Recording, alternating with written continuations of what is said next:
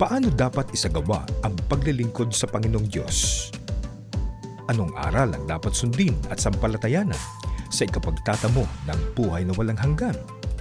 Upang ating matiyak ang kasagutan, suriin natin.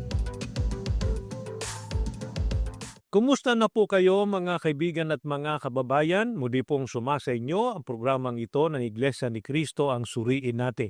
At patuloy po namin kayong inaanyayahan na sana'y makasama namin kayo sa ating gagawing pagtalakay at pagsusuri. At tulad po ng dati, ako po ang kapatid na Israel Solano. Ako naman po ang kapatid na Gerson Nonato. Muli po ay samahan ninyo kami sa pagsusuri. Sa pagkakataong ito, suriin po natin ang isa sa mga talata na ginagamit po na batayan para ituro at papaniwalain ang tao na di umano ang Panginoong Hesukristo raw ang siyang tunay na Diyos. Kailangan na maipaglingkod natin ito sa ating kapwa kasi tayo bilang mga Iglesia ni Cristo naninindigan ng ating Panginoong Hesukristo tao sa kanyang likas na kalagayan at ang Ama na nasa langit ang siyang iisang tunay na Diyos. Pero alin yung talata na ginagamit ng iba para ituro na di umano ang Panginoong Hesukristo raw ang tunay na Diyos? Ang talatang ipaglilingkod po natin sa kanila sa pagkakataong ito ay ang nakasulat po sa Gawa 3:15. Ganito po ang nakasulat po sa Gawa 3 at ang talata ay 15. At inyong pinatay ang lumikha ng buhay na binuhay ng Diyos na mag-uli sa mga patay. Mga saksi kami ng mga bagay na ito. Sa talatang ito po ay binibigyang diin ng mga nagtuturong si Kristo ay Diyos yung pariralang lumikha ng buhay. Sinasabi po nila na yayamang ang Diyos ang lumikha ng buhay at si Kristo ang tinutukoy sa talata kung gayon si Kristo raw ay Diyos. Kaya suriin natin, kapatid na Gerson, tumututol ba tayo na ang tinutukoy na lumikha ng buhay sa talatang yan ang ating Panginoong Hesukristo? Hindi po. Nais po nating ipagpauna, hindi po natin kailanman tinutulan ang talatang ito na ang Panginoong Hesukristo ang tinutukoy na lumikha ng buhay. Subalit, dapat po nilang maunawaan na hindi ang ibig sabihin nito ay Diyos na siya. Ano katunayan? Opo, kung susuriin po natin, sana napansin po nila ang sabi, inyong pinatay ang lumikha ng buhay na binuhay ng Diyos na mag-uli sa mga patay. Kaya tiyak na hindi likas na kalagayan ang pinag-uusapan. Opo. Di ba? Kasi kung ikukonklusyon na ang Diyos ay ang ating Panginoong Hesukristo, ang sabi niyan pinatay, di ba? Kumbaga sa ano, alam naman natin na ang tunay na Diyos kailanman hindi pwedeng patayin. Wala siyang kamatayan, di ba? Pangalawa, ang sabi na binuhay ng Diyos. Kaya hindi talaga siya ang tunay na Diyos eh. Kasi kung nabuhay man ang ating Panginoong Hesukristo mula sa kamatayan, binuhay kasi ng tunay na Diyos. Pero bakit ang banggit? Ang ating Panginoong Hesukristo ay lumikha ng buhay, kapatid na Gerson. Pakinggan po natin. Biblia po ang hayaan nating sumagot sa ating puntanong sa 1:17 at ang talata po ay 2, ganito po ang nakasulat. Yamang binigyan mo siya ng awtoridad sa lahat ng laman upang bigyan niya ng buhay na walang hanggan ang lahat ng ibinigay mo sa kanya. Sana napansin po ninyo, maliwanag po sa binasa nating talata na ang Panginoong Hesukristo ang binigyan po kasi ng Diyos ng awtoridad na bigyan po ng buhay na walang hanggan ang lahat ng mga tao na binigay ng Diyos sa Kanya. Kaya ang tinutukoy na lumikha ng buhay ang ating Panginoong Hesukristo, hindi ang ibig sabihin mandala lang siya o manlilikha siya. Lalong hindi ang ibig sabihin siya ang Diyos, di ba? Kundi kaya tinutukoy na ang ating Panginoong Hesukristo lumikha ng buhay kasi siya ang binigyan ng otoridad na magbigay ng buhay na walang hanggan sa mga ibinigay ng ating Panginoon Diyos sa Kanya. Yan ang maliwanag na nakasulat sa Biblia. Kaya nga sa ibang salin, ano ang pagkakasalin dyan sa talatang yan? Sa Gawa 3:15, kapatid na Gerson. Dito po sa saling magandang balita Biblia, Ganito po ang nakasulat sa Gawa 3:15. Pinatay ninyo ang pinagmumulan ng buhay, ngunit siya'y muling binuhay ng Diyos at saksi kami sa bagay na ito. Maliwanag po, dito po sa saling binasa natin, ang sabi po, pinagmumulan ng buhay. Ang problema, kinakatwiran kasi ng iba na naniniwalang si Kristo ang tunay na Diyos. Kasi nga niya, ang banggit diyan siya ang lumikha o pinagmulan ng buhay. Hindi man niya katunayan niya na siya ang manlalalang, kapatid na Gelson? Nais po nating ipapansin, ito pong babasahin natin dito po sa Efeso sa 2:1 hanggang 5. Ganito po ang ating pong mababasa. Noong unay mga patay kayo dahil sa inyong pagsuway at mga kasalanan. Sinusunod ninyo noon ang masamang takbo ng sanlibutan ito at napailalim kayo sa prinsipe ng kasamaan, ang espiritong nagahari sa mga taong suwail. Dati, tayo'y kabilang sa mga ito, namuhay ayon sa pita ng laman at sinunod ang masamang hilig ng katawan at pag-iisip, kaya't sa ating likas na kalagayan, kabilang sa mga kinapopootan ng Diyos. Subalit, napakasagana ang habag ng Diyos at napakadakila ang pag-ibig na iniukol niya sa atin. Tayo'y binuhay niya kay Kristo kahit noong tayo'y mga patay pa dahil sa ating pagsuway, naligtas nga kayo dahil sa kanyang kagandahang loob. Sana napansin po ng ating mga tagapakinig, kaya po sinabing si Kristo po ang pinagmulan ng buhay, lumikha ng buhay, sapagkat yung pagkakalooban po niya ng buhay na walang hanggan, sila po ay nasa kalagayang patay dahil po sa kasalanan.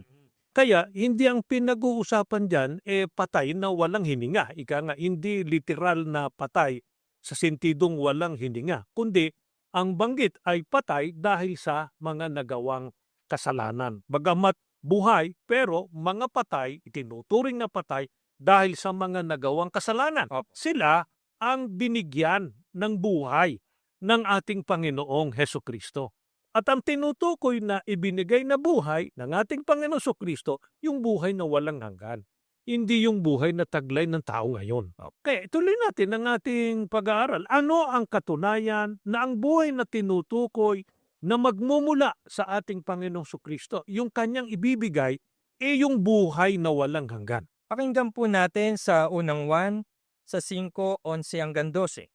At ito ang patotoo na tayo'y nabinigyan ng Diyos ng buhay na walang hanggan, at ang buhay na ito ay nasa kanyang anak.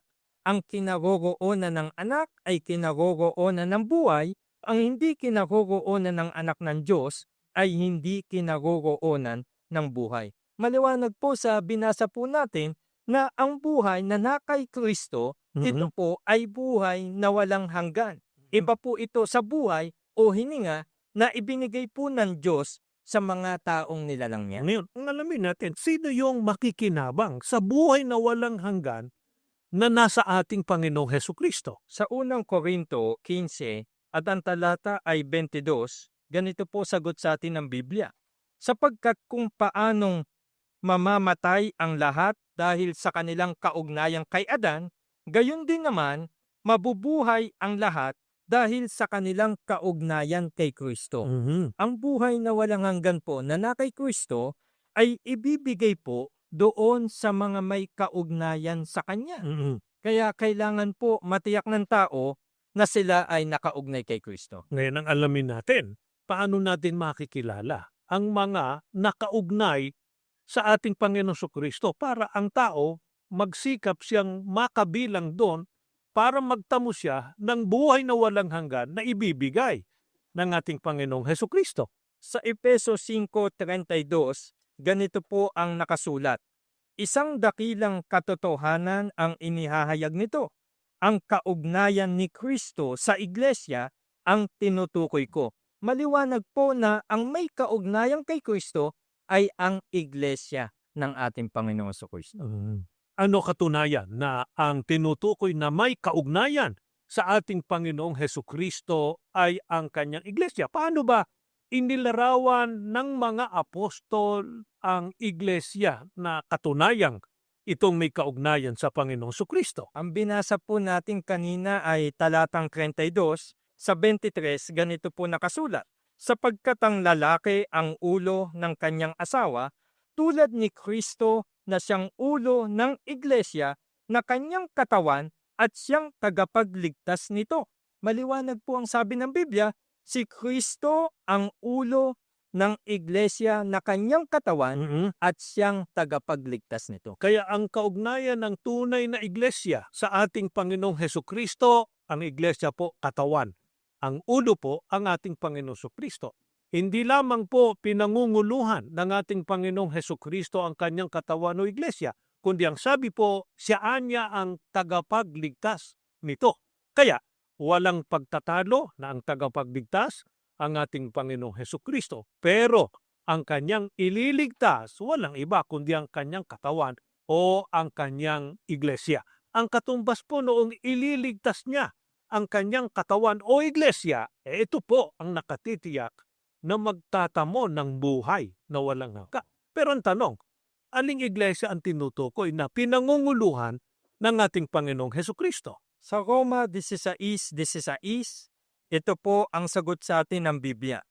Mangagbatian kayo ng banal na halik, binabati kayo ng lahat ng mga iglesia ni Kristo. Ang tawag po ng mga apostol sa iglesia na katawan ni Kristo na kanyang ililigtas, iglesia ni Kristo. Kaya napakahalaga po at kailangan ng tao ang iglesia ni Kristo. Sapagkat ang iglesia ni Kristo po ang siyang tunay na may kaugnayan sa ating Panginoong Hesukristo, kaya nakatitiyak na magtatamo ng pangakong buhay na walang hanggan na magmumula sa ating Panginoong Hesukristo. Kaya doon po sa Gawa sa 3:15, ang tinutukoy po na ang ating Panginoong Hesukristo'y lumikha ng buhay, kundi mula po sa ating Panginoong Hesukristo magtatamo ang tao ng buhay na walang hanggan. At yan ay sa pamamagitan po ng kanyang iglesia, sa makatwid bagay ang iglesia ni Kristo. Kaya nga, ipagpatuloy natin kapatid na Jason, ano katunayan na ang mga kaanib sa iglesia ni Kristo ang nakatitiyak, una, ng wastong pagkakilala sa ating Panginoong Hesukristo at magtatamo ng buhay na walang hanggan. Pakinggan po ninyo itong mga talatang ipaglilingkod namin sa 1 Gs 14, 27 hanggang 28. Ganito po ang ating pong mababasa. Ako ang mabuting pastol. Kung paanong nakikilala ako ng Ama at siya'y nakikilala ko, gayon din naman nakikilala ko ang aking mga tupa at ako namay nakikilala nila.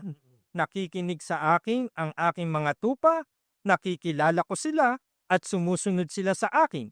Binibigyan ko sila ng buhay na walang hanggan at kailan may di sila mapapahama, hindi sila maaagaw sa akin ninuman. Sana napansin po ninyo, ang Panginoong Hesukristo po mismo ang may pahayag. Ang sabi po ng Panginoong Hesukristo, nakikilala ko ang aking mga tupa at ako na may nakikilala niya. Ang mga tupa na tinutukoy niya, ang sabi niya, sila'y sumusunod sa akin at bibigyan ko sila ng buhay na walang hanggan. Kaya ang tinutukoy ay ang mga nasa loob ng tunay na iglesia ni Kristo. Silang magtatamo ng buhay na walang hanggan sapagkat sumunod sila sa ating Panginoong Hesukristo at ayon na rin sa Panginoong Hesukristo, sila ang nakakakilala sa ating Panginoong Hesukristo. Kinikilala ng Panginoong Hesukristo at nakikilala ang ating Panginoong Hesukristo. Kaya ang tunay at tamang pagkakilala na ang ating Panginoong Hesukristo, tao po sa kanyang likas na kalagayan. Kung may binanggit man sa Biblia na lumikha siya ng buhay, hindi po ang ibig sabihin siya ang manlalalang, siya ang manlilika o siya ang Diyos. Hindi po, kundi mula po sa ating Panginoong Hesukristo, magtatamo ang tao ng tunay na buhay o ng buhay na walang hanggan. Pero kapatid na Diyos, sapat na bang malaman natin ang kahalagahan ng Iglesia ni Kristo na ito ang may kaugnayan kay Kristo, na ito ang tunay na nakakilala sa Panginoong Hesukristo na sa pamamagitan ng Iglesia ni Kristo magtatamo ang tao ng buhay na walang hanggan. Sapat na ba yon? Ganito po ang paanyaya po ng ating Panginoong Kristo na dapat pong gawin ng tao para magtamo siya ng pangakong kaligtasan sa 1 G7 at 9.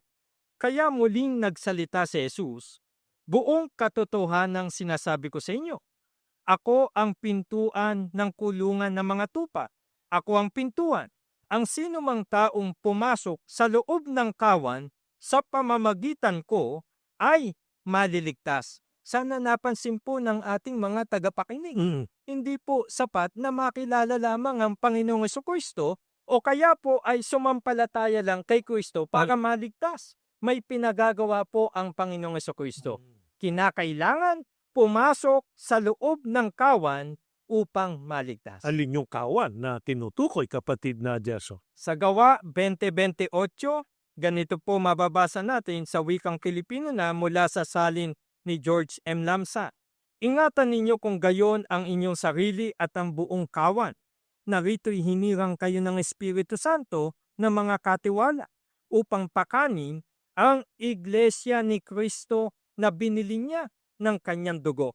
Ang kawan na tinutukoy ay ang Iglesia ni Kristo. Kaya napakahalaga po at kailangan ang tunay na Iglesia ni Kristo. Dito po, wastok ang pagkakilala sa ating Panginoon Kristo at dito po may pangakong kaligtasan at pagtatamo po ng buhay na walang hanggan. Kaya po kami umanib sa Iglesia ni Kristo at ang katotohanang sinampalatayan po namin siyang ibinabahagi namin sa inyo sa ganitong ginagawa nating pagsusuri at pag-aaral. Sana patuloy po ninyong alamin, suriin ang mga katotohanang sinasampalatayanan sa loob po ng Iglesia ni Kristo para magawa natin ang wastong pagkaunawa, ang wastong pagkakilala sa ating Panginoon Kristo, sa ating Panginoon Diyos at makatiyak tayo ng pangakong kaligtasan sa araw ng paghukom. Maraming salamat po sa inyong pagsubaybay. Bago tayo tuloy ang matapos, tayo po muna ay mananalangin. Panginoon po namin Diyos, muli po ay nagpupuri at nagpapasalamat po kami sa iyo. Amen. Ibinigay mo po ang magandang pagkakataon para ipahayag ang iyong mga katotohanan. Tulungan mo po ang mga nagsusuri, maunawaan po nila ang wasto at tamang pagkilala sa iyo. Gayon rin po sa iyong bugtong na anak, ang Panginoong Jesucristo. Panginoong Jesucristo, patuloy po na ipamagitan ng aming mga panalangin sa Ama. Patuloy na gamiting kasangkapan ng iyong iglesia para ipalaganap ang mga katotohanan at marami pang tao ang matawag sa tunay na paglilingkod. Magkaroon ng wastong pagkaunawa at magtamo ng pangakong kaligtasan. Amen. Ama, sumasampalataya po kami. Pinagpala mo po ang iyong bayan, ang Iglesia ni Kristo at ang pamamahalang inilagay mo rito. Amen. Pinagpala mo na rin po ang mga sumusubaybay sa programang ito sa pangalan po ng Panginoong Jesucristo na aming tagapagligtas. Amen. Sumain niyo po ang mensahe ng ating palatuntunan sa araw na ito.